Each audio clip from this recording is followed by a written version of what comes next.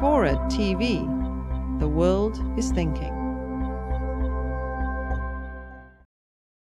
Another thing that has been going on more recently is a tendency to medicalize behaviours that we regard as inappropriate, troublesome, or offensive in some way.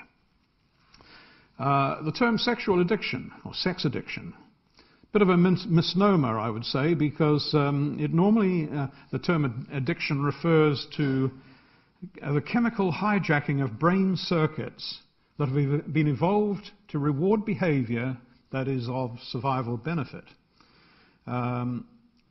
Sex being a pretty obvious one, of course. So the idea that you can be addicted to sex strikes me as a little bit odd. Nevertheless, an extremely strong sex drive can be disruptive to family life. It can get out of control. It can lead to charges of rape or harassment. And it might be that some form of training in self-control would be helpful.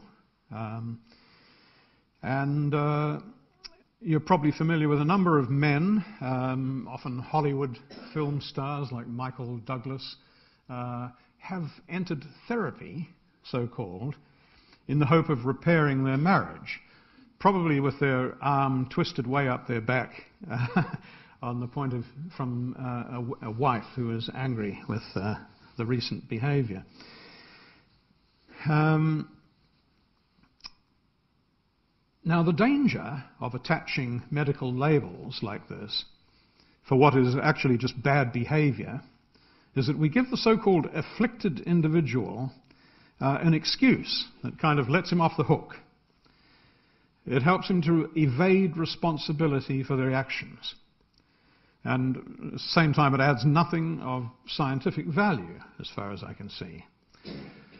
The pharmaceutical companies are always trying to cash in on this by coming up with drugs that are aimed at these newly identified disorders. Good for sales.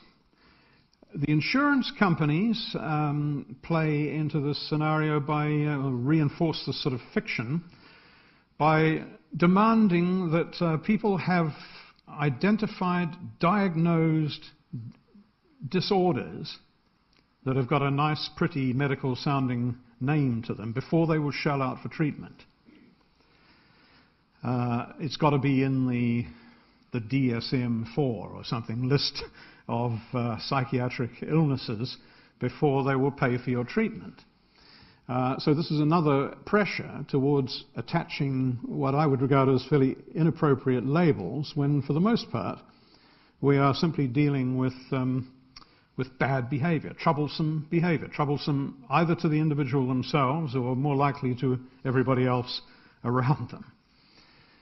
And, of course, in some ways, the religious concept of sin was more apt because this is immoral behaviour. It's not an illness.